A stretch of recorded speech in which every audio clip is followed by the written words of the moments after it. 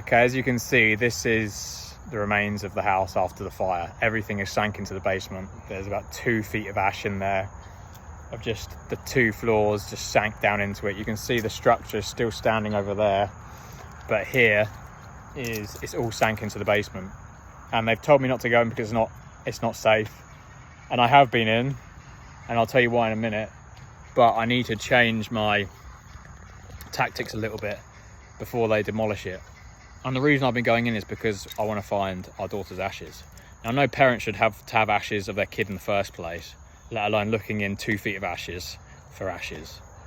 But nothing is impossible. And it put the parable of the lost coin, the lost sheep, into a whole new perspective, because as a dad, as a husband, and as a, you know, as someone who's lost a kid, you'll do anything. You'll stay up late, you'll get up early in the morning, you'll dig and dig and dig and dig, put your own health at risk, whatever it may be, to find the thing of value. And that's exactly the way that God sees you, the way that God sees me. And I go through this kind of stuff. I go through loss of a child, I go through the house burning down, and I don't question God's goodness. I just don't. I can't, because something deep inside me knows his goodness, just trusts his goodness.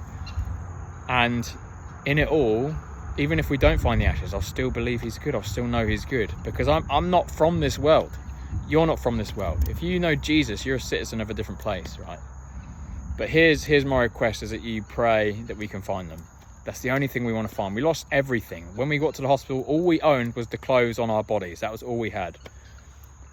And we've been stripped back. We came for a fresh start here in the US in February. It's now, July? And we didn't have much anyway, but even the little we did have is completely taken from us. So please pray we find them before the house gets demolished. I'm going to try and get some brave people to come in, mask up with me, get in there, get the suits on so we can find them. But like I said, if we don't, we'll still believe that God is good. We'll still trust him. And we will recover. You know, I've been through worse. We've been through worse, and we won't give up. We'll keep going, because it's just who we are, and that's who we're called to be. Strong and courageous. And that doesn't mean it doesn't suck. It doesn't mean it's really painful. It doesn't mean it's really sad and disappointing.